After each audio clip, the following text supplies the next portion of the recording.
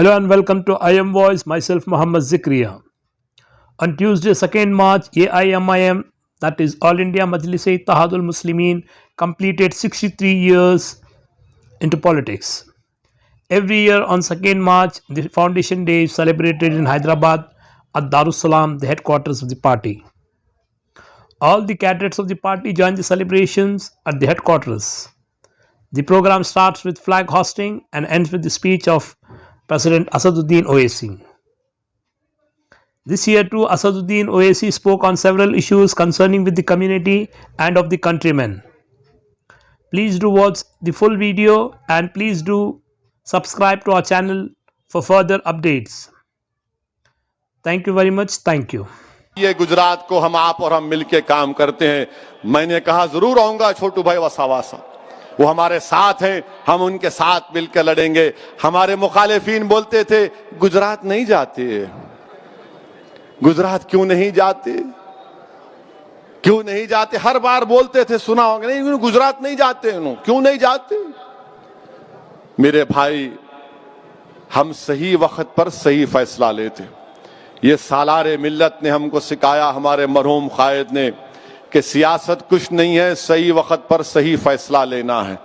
इन्हों आकर बहुत बोल रहे थे ना सर्जिकल स्ट्राइक करेंगे, फुला करेंगे, पूरे बांकड़े पहलवान को हैदराबाद में उतारे थे. तो हम बोले ठीक है, इसका जवाब देंगे. आज जवाब मिल गया. अहमदाबाद की सरजमीन पर मजलिस गई है. सर्जिकल स्ट्राइक के माने ये है. अब सर्जिकल स्ट्राइक के माने बताता हूं आपको. मैं उस वक्त बल्दिया के इलेक्शन में कह सकता था मगर मैंने नहीं कहा. सर्जिकल स्ट्राइक के माने ये हैं कि अहमदाबाद में जहां पर मुसलमानों की बस्तियां हैं वहां पर कोई डेवलपमेंट नहीं होगा. सर्जिकल स्ट्राइक का मतलब यह है, अहमदाबाद की सर्जिकल स्ट्राइक बीजेपी ने किया. वहां पर पीने का पानी नहीं आता, गंदी नालियां मोरियां है, रोड नहीं है, कुछ नहीं है. यह सर्जिकल स्ट्राइक का मतलब है. सर्जिकल स्ट्राइक का मतलब यह है कि जुहापुरा में पूरे अहमदाबाद के दवाखानों का कचरा लाकर डाला जाता था एक वक्त में. इसका मतलब सर्जिकल स्ट्राइक है. सर्जिकल स्ट्राइक का मतलब यह है कि गोधरा में एक ट्रेन की पटरी है, पटरी के इस पार सबका साथ, सबका विकास, और पटरी के उस पार क्योंकि मुसलमान रहता है वहां पर विनाश. मोडासा में भी यह हाल है. मेरे अजीज दोस्तों और बुजुर्गों, मुझे यकीन है कि इंशाअल्लाह ताला जनाब साबिर भाई साहब की क़यादत में ये जीतने वाले अराकीन बल्दिया जान तोड़ मेहनत करेंगे और जो उम्मीद अवाम हमसे वाबस्ता की है हम उसको पूरा करेंगे इंशाअल्लाह ताला. ये मजलिस इत्तिहादुल मुस्लिमीन का मुख्तसर की रिपोर्ट आपके सामने रख रहा हूं बहैसियत एक जिम्मेदार मजलिस इत्तिहादुल मुस्लिमीन के. हाँ, उत्तर प्रदेश तो अभी बाकी है. आए थे ना यहां पर मोहतरम योगी, आए थे ना, और माशाल्लाह जहां जहां गए उन्होंने हारे. उन्होंने होम मिनिस्टर अमित शाह आए थे चार मीनार पे. हमने कहा, हमने मोहम्मद गौस को छोड़ा वहां पर. 6000 से सीट निकल गई. योगी आए, आप देखें कि पूरे चंद्रायन गुट्टे में आप साफ, जहां जहां गए. बाद में बीजेपी के लोग, किसी दिल्ली में एक सहाफी मेरे को बताए कि नहीं भाई हम लोग खामखा वहां गए, वहां दाल नहीं गलती हमारी. दाल इसलिए भी नहीं गलती क्योंकि मजलिस सिर्फ एक का काम नहीं करती, मजलिस सबका काम करती है. मजलिस ये नहीं देखती कि सामने वाले का मजहब क्या है. मजलिस ये नहीं देखती कि मुसलमान है, हिंदू है, सिख है, बंगाली है, दलित है, बैकवर्ड क्लास है, गंगा पुत्रा है, या मुनूर कापू है, या मुदिराज है. मजलिस देखती तुम आए काम के लिए, अल्लाह ने हमको मुंतखब किया काम करने के लिए, हमने काम किया. आप कोई सवाल करेगा तुम यहां पर तो हरा दिए बीजेपी को, वहां पे क्या हुआ, तो हम उनसे कहेंगे वहां की बात वहां के लोगों से पूछो, हमारे घर की बात हमसे पूछो.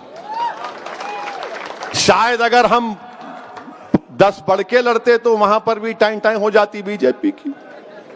अब इंशाअल्लाह ताला मुस्तकबिल में हम सोचेंगे. मगर अल्हम्दुलिल्लाह रियासत तेलंगाना में पिछले कई बरसों से अमन रहा है और ये अमन बरकरार रहना चाहिए। मैं इसके लिए क्रेडिट दूंगा केसीआर की हुकूमत को, यहाँ के एडमिनिस्ट्रेशन को, यहाँ के पुलिस के जिम्मेदारों को। इलेक्शन होते रहेंगे, कोई जीतेगा कोई हारेगा, मगर अमन को बरकरार रखना। यहाँ मौला अली में एक छोटा सा वाकया हुआ था, मैंने फौरन हमारे रुकने कानून साज कौंसल रियाजुल हसन अफंदी गोल्डी को कहा कि जाओ गोल्डी, दिल्ली से फोन कर जाओ, फौरन जाओ मौला अली को। वहां गए, कंप्लेन करवाया। और अगर कोई संघ परिवार के लोग समझ रहे हैं कि हम उन पे नजर नहीं रखें, हम नजर रखें आप पे, हम नजर रखें आप पे। आप ये मत समझिए कि जो गलती बिहार में वहां की हुकूमत ने या बंगाल में बंगाल की हुकूमत ने जो गलतियां की हैं, हम तो यहां पर यहां की हुकूमत से भी कह रहे हैं, जरा आप एक रिपोर्ट मंगवा लो इन रियासतों की जहां पर ये तमाम कारनामे अंजाम दिए, और उसके बाद एक लाहेमल तय करो आप। हम चाहते हैं कि तेलंगाना में अमन हो, हम चाहते हैं कि अहमदाबाद में बल्कि पूरे भारत में अमन मजबूत हो। और अमन मजबूत उस वक्त होगा जब मुसलमान, दलित, सिख को इंसाफ मिलेगा। इंसाफ मिलना चाहिए, और इंसाफ मिलने के लिए क्या है कि आप उनको इंसान के तौर पर देखो, उनको हिकारत की नजर से मत देखो। ये काम मजलिस इत्तेहादुल मुस्लिमीन करती आई है और करती रहेगी इंशाअल्लाह ताला। मैं इस मौके पर फिर से इस बात को दोहराता हूं कि मजलिस इत्तेहादुल मुस्लिमीन भारत के किसानों के साथ खड़ी हुई है। मजलिस इत्तेहादुल मुस्लिमीन अपनी तरफ से उन तमाम 200 किसान जिनका इंतकाल हो गया, मजलिस इत्तेहादुल मुस्लिमीन उन मरने वाले किसान खानदानों के साथ खड़ी है। हम अल्लाह से दुआ करते हैं कि अल्लाह उन मरने वाले खानदान और परिवार को अल्लाह सब्र दे। हम इस बात का मुतालबा करते हैं नरेंद्र मोदी वजीर आजम से कि किसानों की बात को मान लिया जाए। ये 3 कानून को मोदी सरकार खत्म करे। ये कोई आसमान का सहीफा नहीं है कि आप इस कानून को वापस नहीं ले सकते। नरेंद्र मोदी सिर्फ अपनी अनानियत के लिए, अपने गुरूर के लिए अपने आप को दिखा रहे हैं कि मैं कभी नहीं सुनूंगा। आपसे हम कहना चाह रहे हैं मिस्टर मोदी, यकीनन आप गरीब खानदान से उठकर भारत के वजीर आजम बने, आपने गरीबी को देखा है अगर, तो आप इन किसानों की बात को मान लो। 200 किसान एहतजाज में अब तक मर चुके हैं। मैं सलाम करता हूं पंजाब के किसानों को, मैं सलाम करता हूं हरियाणा के किसानों को, मैं सलाम करता हूं उत्तर प्रदेश के किसानों को, मैं सलाम करता हूं राजस्थान के किसानों को, मैं पूरे भारत के किसानों को सलाम करता हूं। आप अकेले नहीं हैं, हम भी आपके साथ हैं। आपके मुतालिबात हक बजानिब है और सरकार को उनकी बात को सुनना है। अरे अगर हमारे टेबल के ऊपर चावल आती है, रोटी आता है, दाल आता है, तरकारी आती है, तो वही किसान की वजह से जो मेहनत और जुस्तजू करता है, उस जमीन पर, बंजर जमीन पर चलाकर उसको नरम करके, बीज बोकर, मेहनत करके फसल को उगाता है। कैसी ऐसी हुकूमत है जो इन गरीबों की तकलीफ को नहीं समझ रही है? क्या फायदा मिस्टर मोदी आपके 300 एमपी का, जब आपके 300 और आपकी हुकूमत में गरीबों के ताल्लुक से धड़कता हुआ दिल ना हो? क्या फायदा ऐसी हुकूमत का जो 200 किसान मर गए, एहतजाज के नाम पर मर गए, मगर आप टस से मस्त नहीं हो रहे। अरे छोड़ो इन चीजों को मिस्टर मोदी। आपकी मकबूलियत में, आपकी ताकत में कोई कमी नहीं आएगी अगर आप इन मासूम किसानों की बात को सुन लेंगे। आप कहते हैं आओ बात करो। अरे आओ बात करने का मतलब क्या है? बात करना है तो आप कह दीजिए उनको बुलाकर कि मैं तुम्हारे साथ खड़ा हूं। ये गरीब किसान है, और याद रखिए मैं हुकूमत को बता रहा हूं, मैं बता रहा हूं कि आपकी हुकूमत के खिलाफ इतने लोग हैं इस मुल्क में कि किसानों का एहतजाज, उस तमाम जो लोग आपकी हुकूमत के खिलाफ उस एहतजाज में शामिल हो रहे हैं और होते जाएंगे इंशाअल्लाह ताला। ये एहतजाज एक मुल्कगीर पैमाने पर चलेगा। आप इन मीडिया के लोगों पर भरोसा मत करिए جو کہہ رہے ارے نہیں کم ہو رہے لوگ, کم ہو رہے, وہاں کوئی کم نہیں ہو رہا, وہاں پہ کوئی کم نہیں ہو رہا. اگر کوئی کم ہو رہا تو بی جے پی کی سیاسی زمین سسکتی جا رہی ہے, بی جے پی کی سیاسی طاقت کم ہو رہی ہے. پنجاب کے بلدیہ الیکشن میں پورا صاف. اور ہاں, مجلس کے مخالفین کو بتا رہا ہوں, میں جا رہا ہوں مالیر کوٹلا کو, روکتے تو روک لو, میں جاؤں گا مالیر کوٹلا کو انشاءاللہ تعالی. اور مالیر کوٹلا میں جاؤں گا, وہاں کے ہمارے سکھ بھائیوں سے بھی ملاقات کریں گے. جائیں گے, کیوں نہیں جانا, جانا ہے نا بھائی. جب تک اللہ ہم کو زندہ رکھا, جب تک صحت ساتھ دے رہی, جائیں گے.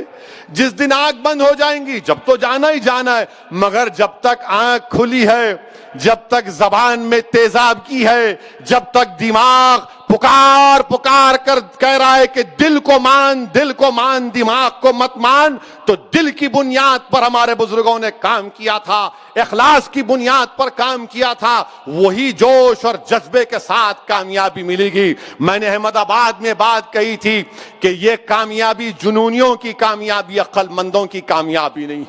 صرف 20 دن میں 7 اراکین بلدیہ جیت گئے. اور اب جہاں کہیں بھی ہم احمد آباد میں جاتے, وہاں کے غریب آٹو والے, احمد آباد کے غریب ٹیکسی ڈرائیور, غریب لوگ دیکھ کر پتنگ کا نشان بتا کر کھینچتے ہیں, بولتے اے ویسی ہم پتنگ چھاپ کے ساتھ ہیں.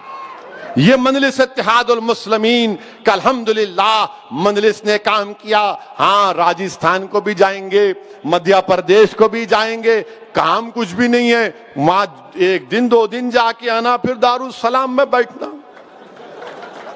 نہیں. اپنی کرسی ٹیبل سامنے ہے, پورے بیٹھتے 7 MLA اراکین بلدیہ, آپ آ کر ہم سے بحث کرتے, ہم سے لڑتے, محبت کا اقرار کرتے, تنگ کرنے کے لیے سیلفیاں بھی لیتے, ایک کے بعد ایک کے بعد, ارے بس 1 2 لیتے. میں محبت ہے, صبر کا امتحان ہے, مگر یہی تو کام ہم کو کرنا ہے.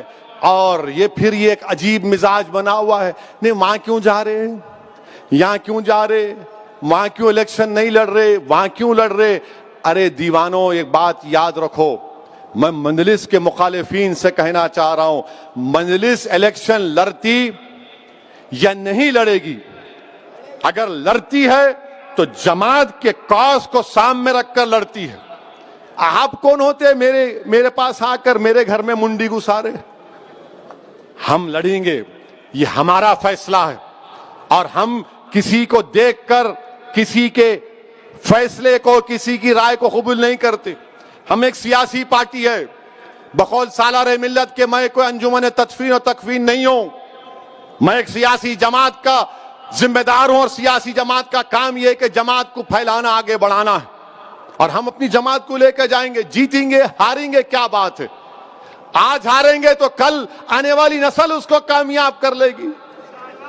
آج اگر نہیں جیتے تو کل کامیاب ہوں گے, اگر آج جیتے تو اور کامیابی بڑھتے جائیں گی. مگر ایک بات یہ لوگ نہیں سمجھ رہے کہ بھارت کے مسلمانوں میں, بھارت کے دلتوں میں, بھارت کے سکھوں میں, بھارت کے عیسائیوں میں, بلکہ ہمارے جو ہندو بھائی ہیں وہ بھی دیکھ رہے ہیں کہ بھائی آخر کوئی ایک وکلپ تو ہو, کوئی تو ایک آلٹرنیٹ پلیٹ فارم تو ہو.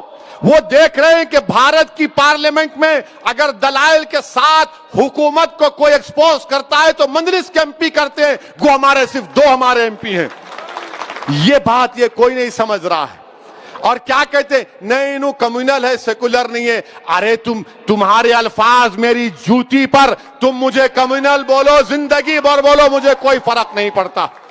اگر مظلوموں کی آواز بننا بھارت کے سمویدھان میں, اگر غریبوں کے حق کے لیے لڑنا اگر کمیونلزم ہے, تو مجھے فخر ہے اس کمیونلزم پر. تم جھوٹے ہو, تم سیکولرزم کے نام پر غریبوں کو لوٹتے آئے ہو, تم سیکولرزم کے نام پر مسلمانوں کے نفرت پیدا کر کے اپنی سیاسی روٹیوں کو سیکتے رہے ہو. چاہے اس میں بی جے پی ہو یا کانگریس ہو یا تمام یہ نام نہاد سیکولر پارٹیاں. میرے عزیز دوستوں اور بزرگوں, میرے جماعت کے ذمہ داروں, میرے نوجوان جیالو, اب ہم کو اپنے کام میں اور تیزی پیدا کرنا ہے. ہم کو بھارت کی جمہوریت کو مضبوط کرنا ہے. اور میں ایک بات یہ بھی بتانا ضروری سمجھتا ہوں,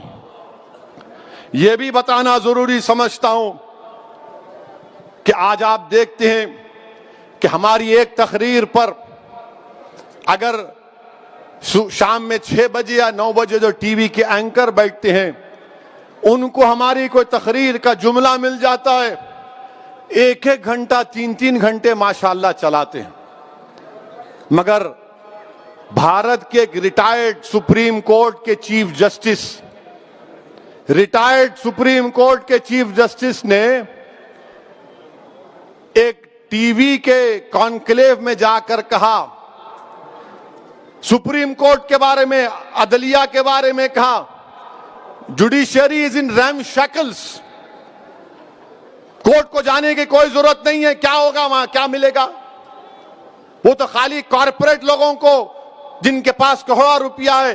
ارے گوگئی ایم پی صاحب اب چیف جسٹس نہیں رہے، بول سکتے ان کو، کوئی کنٹیم نہیں ہوتا، بول سکتے ارے گوگئی، اے Gogoi, mister Gogoi and M P. کیا گوگئی کا وہ بیان اگر میں کہہ دیتا کہ بھارت کی judiciary is in RAM shackles تو پورے ٹی وی چینل بھارت کے، پورے ٹی وی چینل دن رات وہی چلاتے، دیکھو ایک اور بھڑکاؤ بھاشن دے دیا، اب تو اس کو عدلیہ پہ، ججز کے اوپر، کورٹ کے اوپر بھروسہ نہیں ہے، کیا بات ہے، ویسی خوب چلاتے، باجا بجاتے، ایک ٹی وی اینکر اپنے آپ کو چیف جسٹس بنا لیتا۔ مگر گوگوئی بولا ان کا ہے، ان کا پیارا ہے، ان کا نرالا ہے، ان کا دلارا ہے، اپنا بولا تو کوئی فرق نہیں پڑے گا۔ اور کیا بولے Gogoi? Judiciary is in RAM shackle. اچھا، ریم شیکل کا مطلب اردو میں دیکھا میں، اردو کی ڈکشنری نکالا تو ریم شیکل کا مطلب یہ ہے خراب، برباد شدہ، شکستہ، خستہ حال۔ اگر میں یہ بات بولتا تو اب تک میرے 10-15 شادیاں کرا دیتے ٹی وی چینل والے، اور شادی کو چاہے وہ کوئی بھی رہو، یہ دیکھو ایسا بولے، گوگوئی بولا تو کچھ نہیں، judiciary is in RAM shackle. اچھا گوگوئی صاحب، گوگوئی کیا بولا سنو، بول سکتے ہو اس کو، اب جمہوریت ہے، فریڈم آف ایکسپریشن ہے، اب لارڈشپ نہیں بول سکتے ان کو، ابھی نہیں ہے نا، انہوں عام آدمی ہو گئے، انہوں اونچی کرسی بیٹھ رہے بولیں گے مائی لارڈ، می لارڈ، اب نہیں بول سکتے، آؤ گوگوئی بولیں گے، رنجن گوگوئی ان کا نام ہے۔ کیا کہا انہوں نے کہ غریبوں کو کوئی انصاف نہیں ملتا۔ گوگوئی، غریب بھارت میں کون ہے؟ مسلمان ہے، سکھ ہے، دلت ہے، آدیواسی ہے، ہمارے ہندو بھائیوں میں بھی بہت غریب ہیں، او بی سی بھائیوں میں غریب ہیں۔ آپ یہ کہنا چاہ رہے ہیں کہ آپ چیف جسٹس تھے، آپ یہ کہنا چاہ رہے ہیں کہ بھارت کے غریب عدالت سے انصاف کی امید ختم کر لیں؟ آپ یہ کہنا چاہ رہے ہیں کہ وہ کارپوریٹ لوگ جن کے پاس کروڑوں روپے ہے، وہ کروڑوں روپے کی بنیاد پر انصاف ملے گا، غریب مسلمان کو انصاف نہیں ملے گا، جس کی آنکھوں کے سامنے اس کی مسجد کو شہید کر دیا گیا تھا؟ ایک سکھ کو انصاف نہیں ملے گا جس کی آنکھوں کے سامنے اس کے باپ کے گلے میں جلتا ہوا ٹائر ڈالا گیا تھا دلی کی سرزمین پر؟ اس سکھ کو جس کے خون سے دلی کی سرزمین کو لال کیا گیا تھا، اس دلت کو انصاف نہیں ملے گا محض اس بنا پر کہ وہ اپنی شادی پہ گھوڑے پہ نکلتا ہے یا منہ چھوڑتا ہے اس کو مارا جاتا ہے؟ اس دلت بچی سے انصاف نہیں ملے گا جس کو کھیتوں میں لے جا کر ایک نہیں 5 لوگ ریپ کر کے اس کو قتل کر دیتے ہیں؟ اس آدیواسی کو انصاف نہیں ملے گا جس کے گھروں کو، زمین کو لوٹا جا رہا ہے؟ اس آدیواسی ایم پی کو انصاف نہیں ملے گا جو ایڈمنسٹریشن کے دباؤ اور ان کی ناٹکی کی وجہ سے، اس کے ظلم کی وجہ سے اس نے خودکشی کر لی؟ بتاؤ گوگوئی تم کیا کہنا چاہ رہے ہو؟ میں دارالسلام کی سرزمین میں کھڑے ہو کر کہہ رہا ہوں کہ ہم کو جمہوریت پہ بھروسہ ہے اور رہے گا، ہم کو عدالت پر بھروسہ ہے اور رہے گا، سپریم کورٹ پہ بھروسہ ہے اور رہے گا۔ مگر یہ کیسا چیف جسٹس تھا سابقہ؟ اور نریندر مودی جی، آپ نے کیسے آدمی کو ایم پی بنا دیا؟ प्राइम मिनिस्टर, आपने तो बहुत बड़ी गलती कर दी. आपने ऐसे आदमी को अपॉइंट किया, सेलेक्ट किया, जो खुद चीफ जस्टिस के कुर्सी पे बैठा था. आज कह रहा है एमपी बन के अदालत में कुछ नहीं होता, रैम शैकल्ड है, गरीबों को इंसाफ नहीं मिलेगा. अरे गोगोई को क्यों बनाए मोदी जी आप? आपको कोई और नहीं मिला?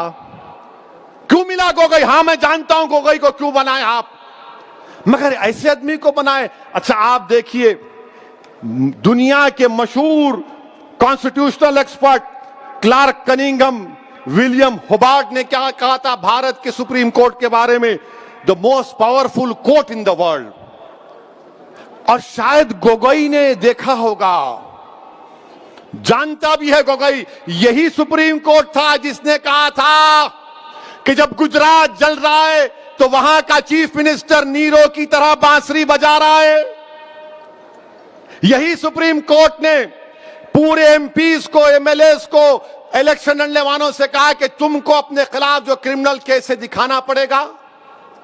यकीनन सुप्रीम कोर्ट में कमजोरियां हैं, मगर एक साबिका चीफ जस्टिस बोलेगा आए कुछ नहीं, कोई भरोसा नहीं, कैसा होगा? और कोई कंटेम नहीं, कोई आवाज नहीं, कोई चीख पुकार नहीं, कोई टीवी पे प्रोग्राम नहीं, ना 6 बजे ना 9 बजे, कुछ नहीं, क्योंकि गोगोई उनका है और वैसी गैर है. ये इनकी सियासत है मेरे अजीज दोस्तों और बुजुर्गों. अच्छा, गोगोई ने क्या कहा? कहता है कि हमको $5 ट्रिलियन की इकोनॉमी चाहिए, मगर हमारे पास we want a 5 trillion economy but we have a ramshackle judiciary. अरे गोगोई, जुडिशरी अदलिया का काम इकोनॉमी को चलाना नहीं है. जुडिशरी का काम इंसाफ दिलाना है, इंसाफ. जुडिशरी का काम यह नहीं है $5 ट्रिलियन इकोनॉमी 20% हो जाए, 10% जीडीपी हो जाए. जुडिशरी का काम इंसाफ दिलाना है. ये ऐसे आदमी को हमारे भारत के वजीर आजम ने इसको एमपी बनाया है. अच्छा, और एक बात हम ये पूछना चाह रहे गोगोई साहब से, आप जब बैठे थे आपने जुडिशरी को अनशैकल करने के लिए क्या किया? आपने कुछ तो किया होगा ना? नहीं, कुछ नहीं. आज आप बताइए कि एक साबिका चीफ जस्टिस जिसको नरेंद्र मोदी ने एमपी बनाया, उनकी गवर्नमेंट ने बनाया, अब कोई दीवाना भक्त बोलेगा मोदी जी नहीं बनाए, प्रेसिडेंट बनाया. अरे दीवाने, कॉन्स्टिट्यूशन पर जाके गवर्नमेंट की सिफारिश पर सदर जमहूरिया एमपी बनाते हैं. ये इंडियन जुडिशरी सिस्टम अब तो बाज वक्त ऐसा भी लिखता है कि कैसे कैसे लोग कहां कहां पहुंच जाएंगे. मेरे अजीज दोस्तों और बुजुर्गों, मैं यहां पर अपनी बात को खत्म करने से पहले एक बात का जिक्र करना जरूरी समझता हूं कि अहमदाबाद में जो मुसलमान बच्ची का दर्दनाक दिलसोज वीडियो आया है जिसने खुदकशी कर ली, मैं आप तमाम से अपील कर रहा हूं, चाहे आप कोई भी मजहब के हो, इस जहेज की लानत को खत्म करो. जहेज की लानत को खत्म करो. अगर तुम मर्द हो ना, तो बीवी पर जुल्म करना मर्दानगी नहीं है. बीवी पर को मारना मर्दानगी नहीं है. बीवी से पैसों का मुतालबा करना मर्दानगी नहीं है. तुम मर्द कहलाने के भी लायक नहीं होगा अगर तुम ऐसी हरकत करोगे. वो मासूम बच्ची पर जुल्म किया गया, वो तंग आ गई जहेज की लानत की, जहेज का मुताले पर, उस आदमी के मारने और पीटने पर, और उसने इतना बड़ा इक़दाम कर लिया. शर्म आनी चाहिए उन घर वालों को जिन्होंने हमारी इस बेटी को मजबूर किया. मैं तो अल्लाह से दुआ करूंगी, अल्लाह तुमको गारत करे. तुम लोगों को हर बाप की तकलीफ तुम नहीं समझ सकते. अगर कोई बाप खबर में जाता है, मैं कई ऐसे लोगों को जानता हूं जो जिंदगी की आखिरी सांसें लेते हैं और अपना हाथ पकड़कर धीमी सी आवाज में कहते हैं, असद साहब बच्ची की शादी है, इंतजाम करा दो, मरने से पहले कुछ हो जाए. क्या हो रहा है इन लोगों को? कितने औरतों को तुम मारोगे? कैसे तुम मर्द हो जो बच्चियों को मार रहे हो, उनकी जानें ले रहे हो? क्या तुम में इंसानियत मर चुकी है? اور ایسے کتنے لوگ ہیں جو اپنی بیویوں پر ظلم کرتے ہیں, تھپڑ مارتے ہیں, جہیز کا مطالبہ کرتے ہیں, حاملہ بیویوں کو ڈھکیلتے ہیں اور باہر نکل کر اپنے آپ کو بڑا فرشتہ کہلاتے ہیں. ارے یاد رکھو, تم دنیا کو دھوکہ دے سکتے ہو مگر اللہ کو نہیں دیکھ سکتے. اللہ دیکھ رہا ہے, اللہ سمجھ رہا ہے, اور اللہ ضرور مظلوم کا ساتھ دے گا. اللہ مظلوم کا ساتھ دے گا. میں ان تمام مسلمانوں سے اپیل کر رہا ہوں, اللہ کے رسول صلی اللہ علیہ وسلم نے ارشاد فرمایا تھا کہ تم میں سب سے بہترین وہ ہے جو اپنے گھر والوں سے اچھا ہے. بہترین اخلاق اس کے ہیں جو اپنی بیویوں سے اچھا برتاؤ کرے گا. یاد رکھو, اگر تم اپنی بیویوں کو مارو گے تو کل یہی مار کا تم کو حساب حشر کے میدان میں دینا پڑے گا. جو مسلمان ہیں, بتاؤ میرے کو ایک مثال دو کہ ہمارے نبی, ہمارے رسول, جن کے نام کے خیرات کا صدقہ ہم کھاتے ہیں, کیا انہوں نے کبھی ہماری امت کی ماؤں کو مارا؟ کہ اللہ کے رسول صلی اللہ علیہ وسلم کی مثال دو. تم کہتے ہو کہ میں محمد صلی اللہ علیہ وسلم کا امتی ہوں, ارے شرم سے ڈوب مرو. تم رسول اللہ کے امتی ہو اور اب بچی کو مارتے ہو, اس بچی سے جہیز کا مطالبہ کرتے ہو. ارے اسلام میں جہیز کا مطالبہ کرنا حرام ہے, حرام ہے, حرام ہے. تم سور کا گوشت بھی نہیں کھا رہے بلکہ تم حرام کام کر رہے ہو. ختم کرو یہ جہیز کو. کیا لے کے جاؤ گے خبر میں؟ حیدرآباد کی, دکن کی تاریخ بھری پڑی ہوئے محلات ہیں بادشاہوں کے, ان کے مقبرے پر آج پھول ڈالنے والا کوئی نہیں ہے. کیا لے کے جاؤ گے تم کسی بچی پر ظلم کر کے؟ کتنی دولت تم کو چاہیے؟ ظلم کرے اس بچی پر, تکلیف ہوتی ہے, شرمندگی ہوتی ہے. سوچو اس بات کو, ختم کرو ان برائیوں کو اپنے معاشرے سے. بچیاں, اللہ کے رسول صلی اللہ علیہ وسلم مسلمانوں کے لیے کہہ رہا ہوں بلکہ دنیا کو بتا رہا ہوں کہ ہمارے رسول صلی اللہ علیہ وسلم جب اپنے بیٹی سے ملنے جاتے, شہزادی جنت سے, یا وہ آتی, اللہ کے رسول صلی اللہ علیہ وسلم اپنی صاحبزادی کے لیے کھڑے ہو جاتے, بیٹی کے لیے کھڑے ہو جاتے تھے. حضرت فاطمہ کے لیے پیشانی پر بوسہ دیتے اپنی بیٹی کو. اور تم کیا کر رہے ہو؟ میرے عزیز دوستوں اور بزرگوں, یہ مجلس کے ذمہ داروں کی, مجلس کے ذمہ داروں کا جلسہ ہے. ہماری بھی کوشش ہونی چاہیے کہ پہلے اگر ہمارے گھر میں ایسا ہو رہا ہے اس کا خاتمہ کرو. ہمارے محلے میں ہو رہا ہے, سمجھاؤ ان لوگوں کو, سمجھاؤ ان لوگوں کو. اور میں ہماری بیٹیوں سے کہوں گا کہ ڈرنا نہیں تم کبھی, تم ہرگز اپنی جان نہیں لینا, تم کبھی اپنی جان نہیں لینا, کبھی نہیں لینا تم اپنی جان. تم زندہ رہو, ہم تمہارے ساتھ ہیں. تمہاری جان کی قیمت ہے میری بیٹیوں. اگر تمہارا باپ تکلیف میں ہے تو ہم بھی تکلیف میں, مگر کبھی اپنی جان مت لو. چھوڑو, لات مارو اس گدھے کو, اس ظالم کو جو تم کو مارتا ہے, تم سے جہیز کا مطالبہ کرتا ہے. تمہاری زندگی بہت بڑی ہے, لات مارو اس کو, قانون کو استعمال کرو. مت گزارو ایسے ظالموں کے ساتھ زندگی. کیا فائدہ اس باپ پر, کیا بیت رہی ہوگی جو ویڈیو دیکھا ہوگا اپنی بچی کی موت کا, زندہ رہتے ہوئے مر گیا ہوگا اگر زندہ ہے تو. میرے عزیز دوستوں اور بزرگوں, اس برائی کا خاتمہ ہم کو کرنا ہے, عورتوں کا ساتھ دینا ہے. عورتوں کو حقیر مت سمجھو, عورتوں کا ساتھ دو, عورتوں کا ساتھ دو. ان کو, ہم کو معاشرے میں آگے بڑھانا ہے. یقیناً جو حجاب پہنتے ہیں کوئی روکتا نہیں ہے, برقع حجاب ان کی ترقی کی نہیں روک سکتا. کل ناسک سے ایک بچی میرے کو فون کی اور بولی اسدالدین اویسی تمہارا بہت بڑا نام سنی, ذرا گرم لہجے میں بات کر رہی تھی.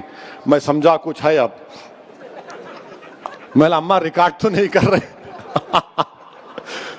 تو بولے نہیں بات کرنا ہے. میں بولو. بولے میرے کو حیدرآباد کے ایروناٹیکل یا اسکول ہے, اس میں میرے کو پائلٹ کی ٹریننگ حاصل کرنا ہے. میں اس کے امتحانات پاس کر لی, میری فیس 20 لاکھ ہے, آپ کیا مدد کر سکتے؟ میں بولا اماں ریکارڈ تو نہیں کر رہے. بولے بار بار کیوں پوچھ رہے آپ؟ بولا نہیں پھر چلا دیتے. بولا انشاءاللہ تعالیٰ میں معلوم کروں گا. بچی کیا بولی؟ میں مسلمان بچیوں کے لیے رول ماڈل بننا چاہتی ہوں, اویسی صاحب, میں پائلٹ بننا چاہتی ہوں.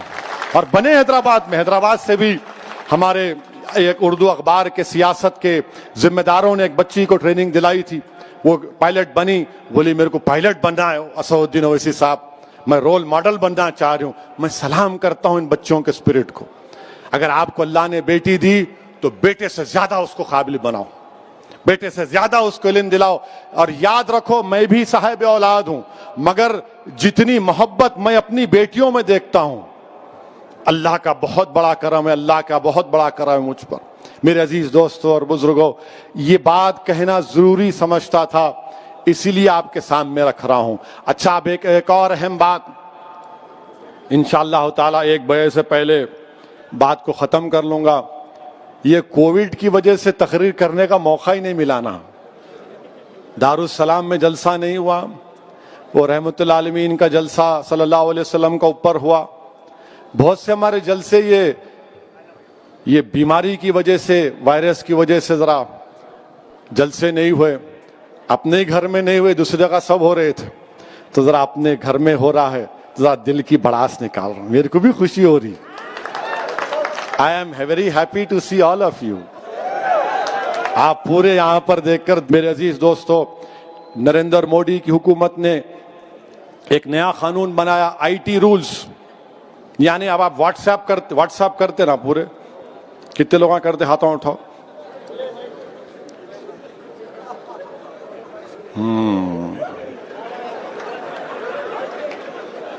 اب پریشانی میں آ گئے تم لوگ. اب واٹس ایپ آپ جو کرتے نا, اب مثال کے طور پر ایک واٹس ایپ آپ کو کسی عرب ممالک سے آیا, اس میں لکھا ہوا ہے کہ ایک عرب کہہ رہا ہے حبیبی, مانے مودی کو کہہ رہا ہے حبیبی, 8 روپے کی چیز تو 80 میں بیچتا ہے. تو مودی جی بولے it is business Brother, this is business, یہ بزنس ہے. اب وہ آ گیا آپ کو چندرائن گٹا میں, بارکس میں آ گیا. اب وہ بیچارہ دیکھ کے بولا پورے عربوں کا علاقہ ہے, یمنیوں کا غیور قوم ہے وہ, تو انہوں کیا کرے, واٹس ایپ کو فارورڈ کر دیے. ایک ہو گیا. دوسرا, آپ گھر کو جا رہے دارالسلام سے نکل کے, ہم کو بھی آتا, واٹس ایپ آیا, ذرا آتے آتے کوتمیر کا کٹا لا لو, ذرا آتے آتے سودا لا لو. گھر میں کو آگے نامپلی مارکیٹ سے, چوک کی مارکیٹ سے مرغی کٹا کے لاؤ. واٹس ایپ پہ آتا. اور کیا کرتے عورتیں بیویاں آج کل, ذرا اس پہ زور دینے کے لیے ایک ایموجی آتا, ایموجی معلوم نا, غصے کا چہرہ ڈالتے, لانا دیکھو. آپ دیکھ کے بولتے ارے کیا ہے رے, کوتمیر کا کٹا بنا دیے میرے کو. خیر آپ لے کے چلے گئے. اب نریندر مودی کی حکومت کیا کہہ رہی, کیسا تم فارورڈ کرے کوتمیر کا کٹا, کیسا فارورڈ کرے یا حبیبی کو. اوریجنیٹر کون ہے, اوریجنیٹر کون ہے, اور قانون یہ بنائے کہ اس کے اوپر پبلک آرڈر پیدا ہو سکتا. اگر عرب ممالک سے کوئی واٹس ایپ آیا تو مودی حکومت نے قانون بنا دیا کہ بھارت کے اور اس عرب ممالک کے تعلقات خراب ہو سکتے, یہ بھارت کی سوورنٹی کا مسئلہ آپ پہ کیس بک کریں گے.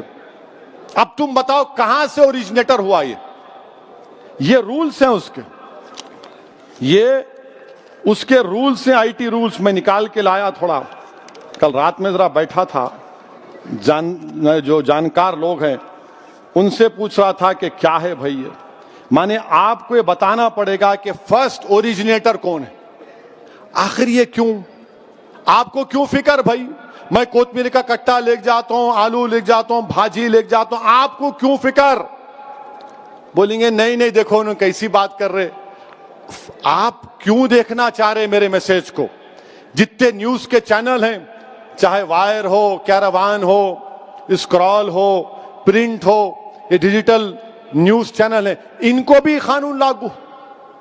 باہر کے اگر اخبارات یہاں سے, جیسا نیو یارک ٹائمز ہے, واشنگٹن پوسٹ ہے, یہ تمام اخبارات اگر نیوز, آپ بتاؤ اوریجنیٹر کیا کرے, آپ ان پہ بھی ایکشن کیا کریں گے. انٹر ڈپارٹمنٹل کمیٹی بنائیں گے اور وہ لوگ یہ دیکھیں گے کہ نیوز اگر غلط ہے آپ معافی چاہنا یا ڈیلیٹ کرنا, اور نہیں تو پھر آپ کے اوپر آفینس لگا دیں گے. مودی جی یہ کیوں کر رہے آپ؟ اچھا نریندر موڈی صاحب کا کل دیکھ رہا تھا میں، معلوم کیا دسمبر 2017 میں نریندر موڈی بھارت کے پردھان منتری نے اپنے بی جے پی کے ایم پیز کو کہا تھا، شکایت کی بلکہ، کہ تم لوگ میرے کو جواب نہیں دیتے متروں. ایم پیز کو کہا، صحیح کہا، جوک نہیں ہے، تم میرے کو جواب نہیں دیتے. میں تم کو گڈ مارننگ کا میسج بھیجاتا ہوں، تم واپس میرے کو گڈ مارننگ کا میسج نہیں بھیجاتے.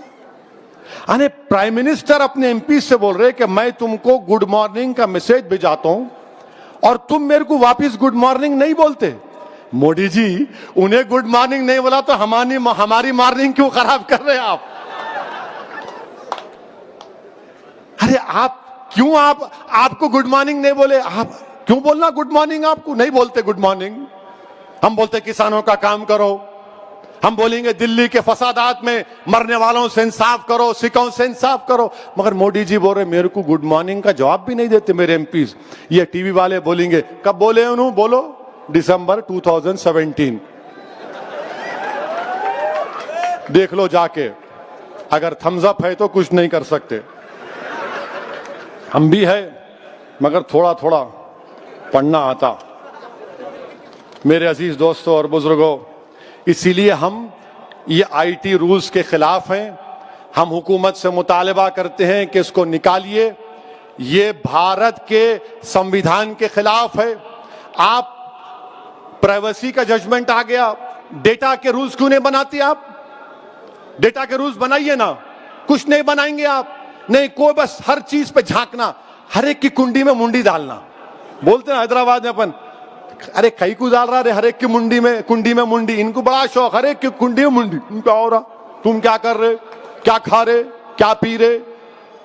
کیا پہن رہے؟ کس سے شادی کر رہے؟ اس سے شادی مت کرو، اس سے کرو. ارے آپ کو کیا ضرورت ہے بھائی صاحب؟